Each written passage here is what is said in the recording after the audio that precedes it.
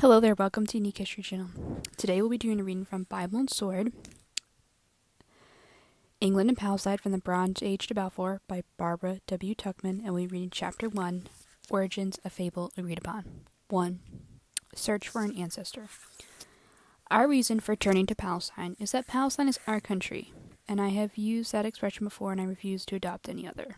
The speaker was an Englishman, Dr. William Thompson, Archbishop of York, who was addressing the Palestine Exploration Fund in the year 1875. He went on to explain that Palestine was his country because it had given him the laws which I try to live and the best knowledge I possess. He was referring, of course, to the Bible, the book of the Hebrew nation, and its prophets that came into time, as B. Thomas Huxley said, the national epic of England. For thousands of years already, the English had turned towards Palestine in search for their antidotes as the salmon swims back from the sea to the headwaters of its birth. Long before modern archaeology provided a scientific answer, some dim race memory had drawn there eastwards. Man's earliest instinct has always been to find his ancestor, his creator first, perhaps then his ancestor. He has been speculating about him, creating images of him, spinning tales about him, ever since he first began to think. The ancestor evolved by the English was a dual personality, compounded of Brutus, grandson of the Trojan Aeneas, and Gomer, grandson of Noah. He was, in short, a product of the classical legends of Greece and Rome and the Hebrew legends of Palestine, an emigrant from Asia Minor, the cradle of civilization. In a sense, the image makers were right without knowing it. Centuries later, the image of the first inhabitant of Britain, evolved by anthropologists from the accumulated data of head shapes, hair colorings, and flint fragments, turned out, curiously enough, to have come from the same part of the world. Without going into the anthropologic reasons for his believing, somebody had said that the pre-Celt in Britain is considered to be of Mediterranean, if not actually Middle Eastern origin.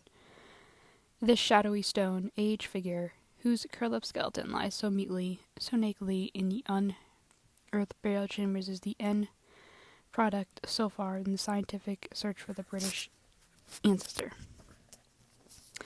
But who was he, and where did he come from? Tradition anticipating archaeology had traced his British ancestor back to Asia Minor, to that remote, uncertain spot where Noah and his family began the repopulation of the world after the flood. Tradition is, of course, not scientific fact, but scientific fact is not always available. When the truth that is a verifiable fact is unattainable, when the tradition must substitute, our historian, Sir John Morris Jones, had defined a tradition as a popular account of what once took place. It thus becomes, he adds, one of our data to be accounted for and interrupted, as such as it usually has more influence than actual fact over the behavior of nations. A nation's past governs its present actions, but only in terms of what its citizens believe their past history to have been. For history, as Napoleon so sufficiently put it, is a fable agreed upon. Britain's fable, then, begins with the tradition and legends about Brutus and Gomer and their respective grandfathers, Aeneas and Noah. Whether Aeneas really lived in Troy or Noah or somewhere in Mesopotamia, who can say? We can say, however, that the real migrants from the lands where Aeneas and Noah were supposed to live did the peoples of the nations of the Western world. Perhaps the pre-Celts who originally settled in the British Isles brought with memories or legends of an Eastern ancestry. Thus the fable Brutus Gomer may have as a sound background as theories as archaeologists who in any case arrived at no different conclusion. In any event, in the early Anglo-Saxon era, after the second conversion to Christianity in the 7th century, the fable began to take hold. The Roman occupation of Britain during the first 3 centuries AD had brought not only classical mythology but a new religion from the East, the Judeo-Christian. It spread widely among the Celts and was firmly enough established to outlast both the Roman withdrawal in 410 AD and the subsequent heathen influx of the Anglo-Saxons. Meanwhile, the Britons, at least one directly in contact with the Roman administration, learned from the Latin tongue that became more acquainted with the Bible in the Vulgate. The very earliest surviving essay in England's history, as written by a Briton, not a Roman, the Epistle of Gladys, written about the year 550, shows throughout an acquaintance of the Old Testament. Gildas' tale is of a terrible assault on his countrymen by Saxons, Jutes, and Danes, whom he compares to the scourge of the Assyrians and the Philistines upon the Israelites of old. After every battle he cites an Old Testament analogy, and on every page quotes from the Pentateuch, the Prophets, or the Psalms. 200 years later, the venerable Bede, the true father of English history, offered certain cautious suspicions about the national origins. He traced them back to Scythia, the name used by the ancient geographers for the regions around the Black Sea. Here men believed the ark landed on Mount Ararat, and the races of the world sprang from the progeny of Noah. Bede named Cimbri, coming from somewhere else in this region, as the people who first populated Britain. These Cimbri, Cimbri, Cimmery, or any other of 100 spellings migrating from the east are met with every turn in the search for the earliest Britain. They were a real tribe who, according to modern anthropologists, appeared in northern Europe, along with the Teutonic tribes, some settling in Gaul and some in Britain. But he does not deal in the fables about Brutus and the sons of Noah. They first appear in Britain's ancestors in the work of a shrouded figure about whom nothing is known, save his name, Nenemus, and his manuscript Historia Britonoma. Whether he lived in the 8th or 10th century, in England, Ireland, or Wales, whether there were two of him, or whether he was someone else along this had been learned of contraries among the footnotes. Whoever he was, Nennius left an authentic pre-conquest manuscript, which, as Professor Pollard has said, makes no critical distinction between the deeds of the dragons and those Anglo-Saxons.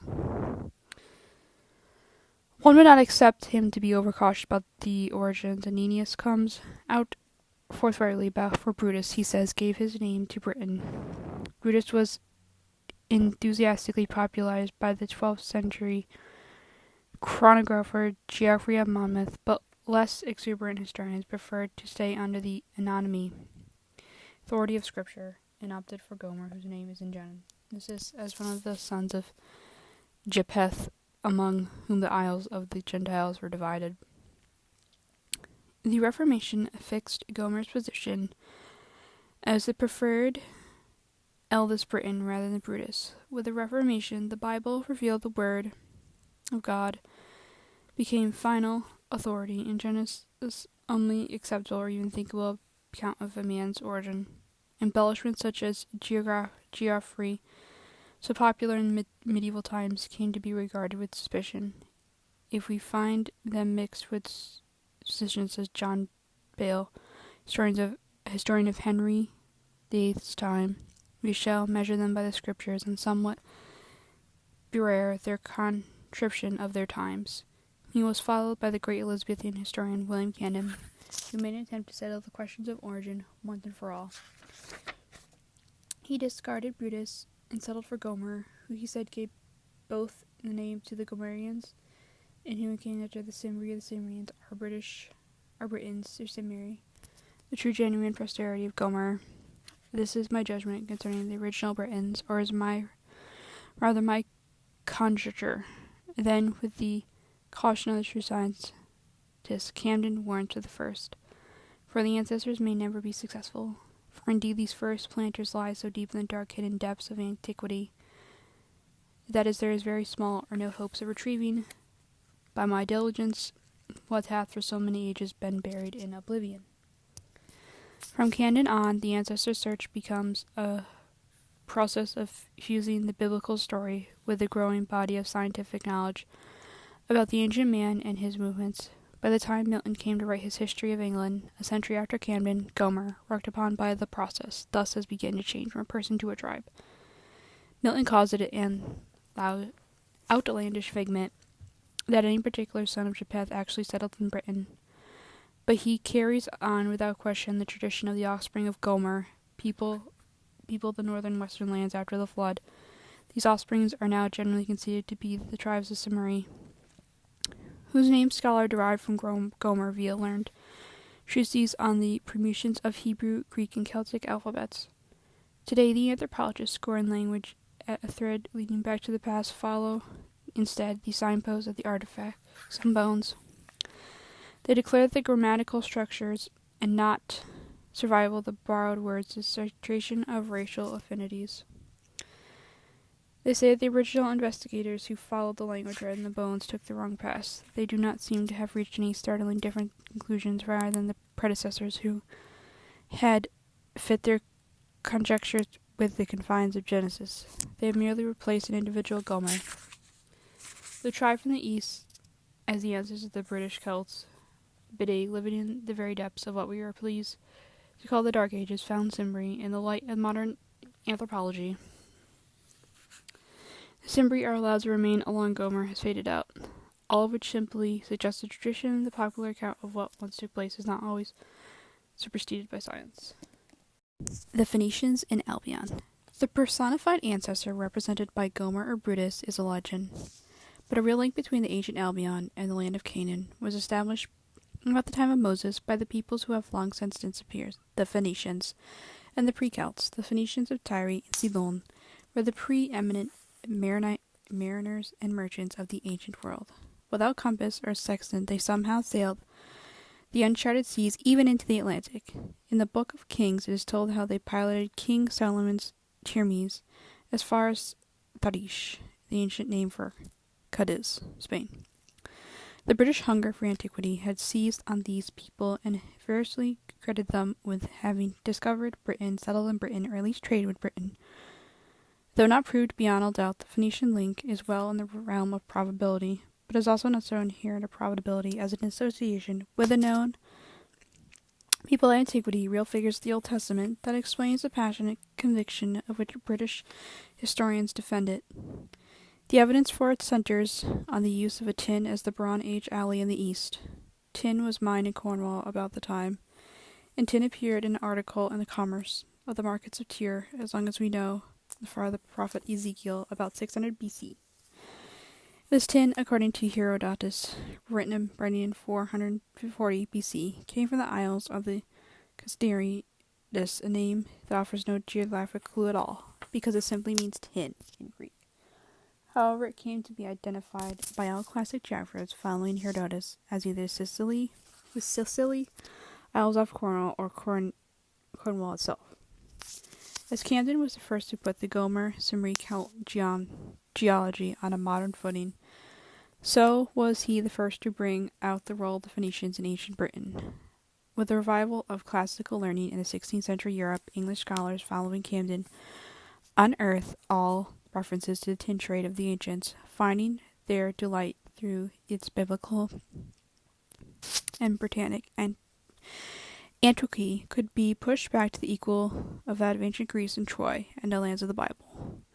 One 17th century Cambridge scholar, Alet Semez, was so carried away on the wings of this theory he wrote a book called The Antiquities of Ancient Britain derived from the Phoenicians, in which he proved that the language itself does for the most part, as well as the customs, religions, idols, offices, and dignities of the ancient Britons were all clearly Phoenician.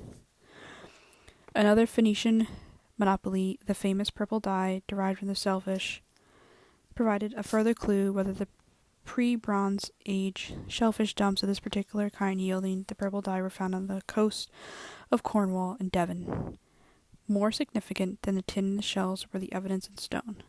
The mighty and incredible stone mountains at Stonehenge and Avebury, raised no one knows how by primitive sun worshippers in Britain, have unmistakably affinity with Canaanite use of sacred stones in the worship of local Baals. Dr. Borlas, a pioneer Cornish archaeologist, digging among the rich prehistoric mounds of his native Cornwall, thought the rude obelisk found in Britain might have been erected by early Phoenician visitors in honor of their own national deities. It is being notorious the inflation of the Canaanish nations to pay divine honors to such rude stones. This was written as early as 1769. Borlas and succeeding scholars believe the Phoenicians discovered Britain about 1400 BC. Curiously enough, modern archaeologists give 1400 BC as the approximate date of the Stone Age and Avebury. They ascribe the stones, of course, not to Phoenicians or Druids, but to the Beaker people who were members of the Indo-European family of nations, who starting at a point in the western Mediterranean land spread over the Alps and into Britain about 1800 BC at the beginning of the Bronze Age.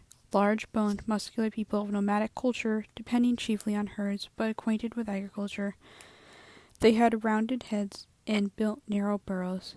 In Britain, they disposed the earlier Neolithic population, who conveniently had long heads and built longer burrows. Archaeologists are immensely fond of the beaker folk, whose astonishing migrations they trace all over Europe by a trail of beaker shreds, metal buttons, and belt buckles. Before a reason, their aptitudes, they are too largely known to compete as forefathers in the imagination of Bible-reading people. A buried skeleton in a burrow, and no matter how many beakers and buckles, it is not so attractive an ancestor as the rulers of ancient Tyre and Sidon, so familiar with the pages of the Old Testament. The legend achieved formal embodiment when Lord Lytton, president of the Royal Academy, was commissioned to paint a mural depicting ancient commerce on the walls of the Royal Exchange in London. Here for all to see the black-bearded Phoenicians spreading out lengths of purple cloths before avid Britons, who offer their hides and ingots of tin in exchange. In the year 146 BC, the battle between Carthage and Rome for the mastery of the Mediterranean world was won, finally by the Romans. And from then on, the Phoenicians fade from history, and the temporal power of the East passed to the marching men of Italy. They were soon to be the masters of both Palestine and Britain, to prove another link between the two. Roman Judea and Roman Britain. When Britain first emerged out of the fog of prehistory into the pages of Julius Caesar's commentaries, the Temple of the Jews was still standing.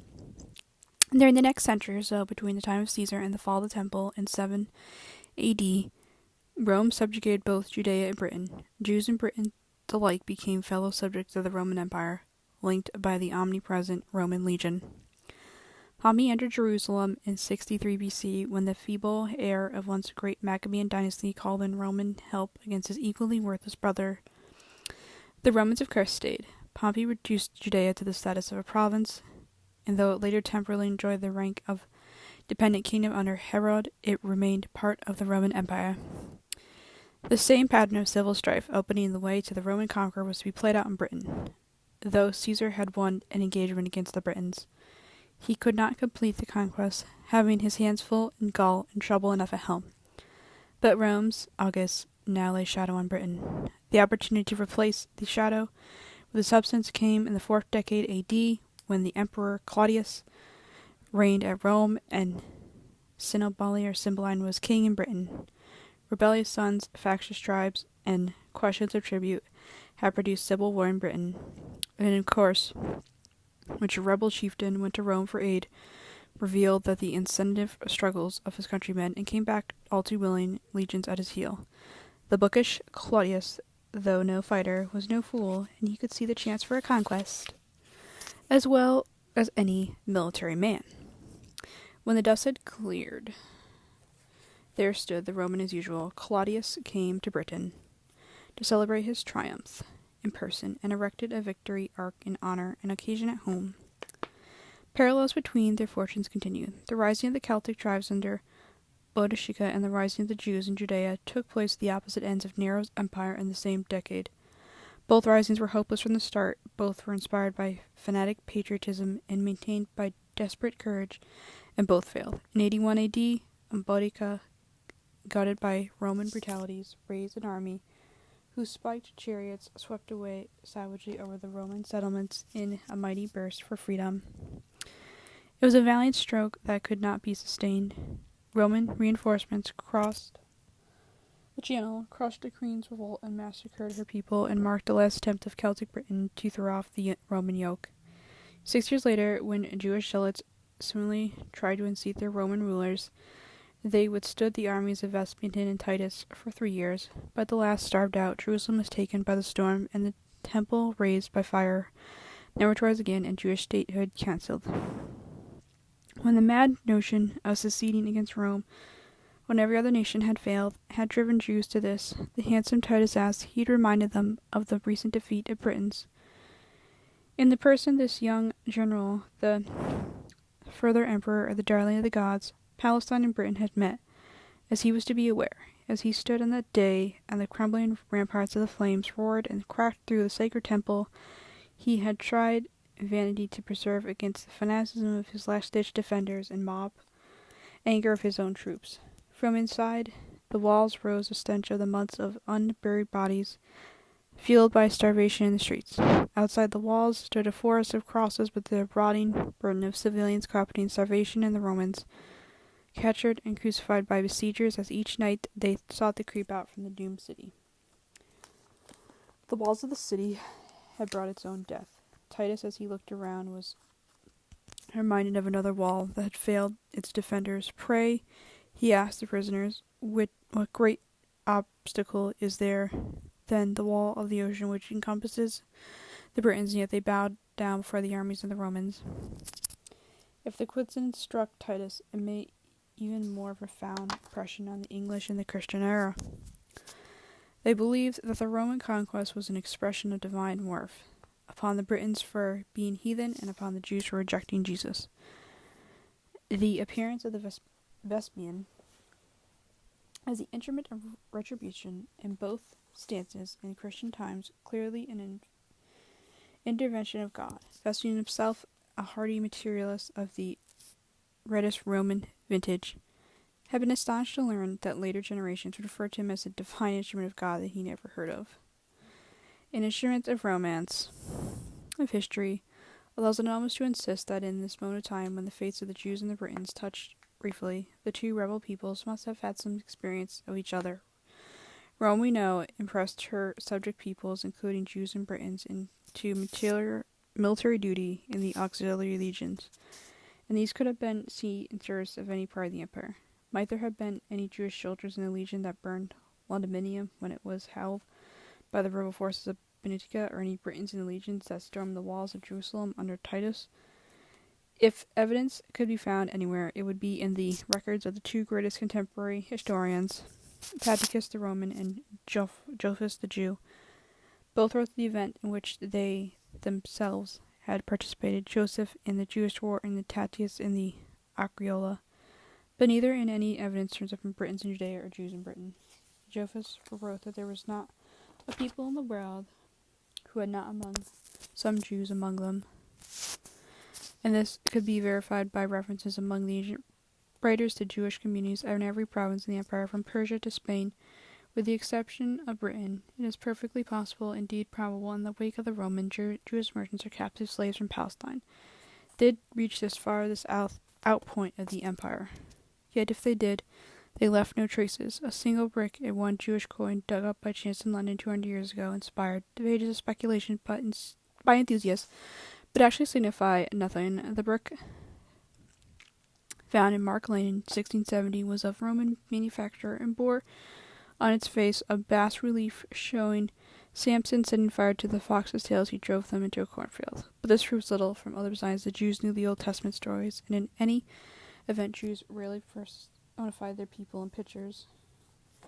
The coin, minted in Judea during a better few years of independence, wrestled from Rome by Simon Bar Kokhba in 132-235 AD, equally fails to prove a Jewish habitation in London, since it might have well been brought by an individual trader or Roman soldier who had been picked up as a souvenir battle.